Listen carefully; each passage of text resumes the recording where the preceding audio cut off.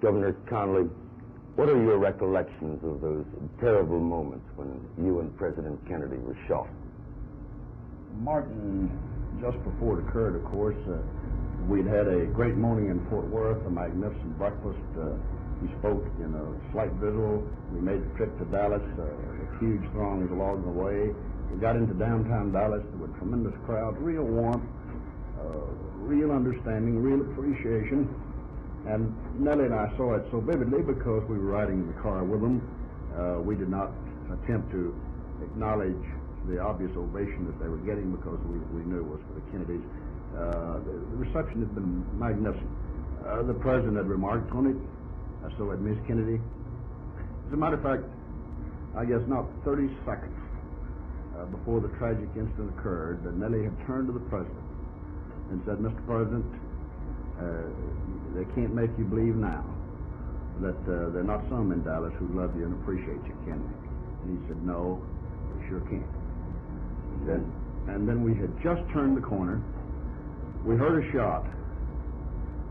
I turned to my left. I was sitting in the jump seat. I turned to my left to look in the back seat. The president had slumped. He had said nothing. Almost simultaneously, as I turned, I was hit. And I knew I'd been hit badly. And I said, I knew the president had been hit, and I said, "My God, they're going to kill us all." And then there was a third shot, and the president was hit again.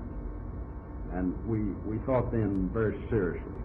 I had still regained consciousness, but the president had slumped in Miss Kennedy's lap, and when he was hit the second time, she said, or the first time, it all happened in such a brief span, she said, "Oh my God, they killed my husband." I said, Jack.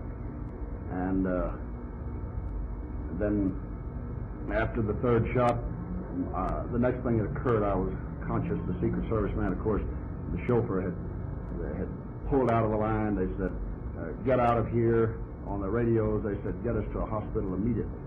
And so we pulled out, of course, and immediately, as fast as we could go, and got to the hospital. And in the space of a few seconds, it's unbelievable what can happen. Martin, we went from great joy, anticipation, wonderful crowds, wonderful throngs, to great tragedy. Governor, what are the thoughts that have come to you as you've lain here in this hospital bed recovering from your wounds? Oh, Martin, there have been many and many subjects. And I just wonder, you wonder all types of things. You wonder why his life was taken, why my life was spared. And I know, of course, that some now speculate that, well, it was me the man was after, not him. Of course, I have been campaigning all over Texas, all last year for 11 months, all this year riding parades, horseback, in cars, open cars, on street corners. I could have been an easy prey for anyone with no security, whatever. So I don't place any stead in this, except I think the man did what he intended to do, shoot both of us. And that's the only thing I can think. What other reflections have you had, Governor?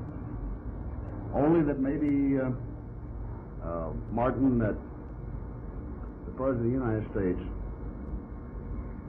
as a result of this great tragedy, has been asked to do something in death that he couldn't do in life. And that is to so shock and so stun a nation, and the people, and the world, of what's happening to us, of the cancerous growth that's being permitted to expand and enlarge itself upon the community and the society in which we live, that breeds a hatred, a bigotry, an intolerance, an indifference, a lawlessness that is, I think, really an outward manifestation of what occurred here in Dallas. It could have occurred in any other city in America. It is nothing more than a manifestation of an extremism on both sides that basically is the genesis of our self-destruction if we're ever going to be destroyed.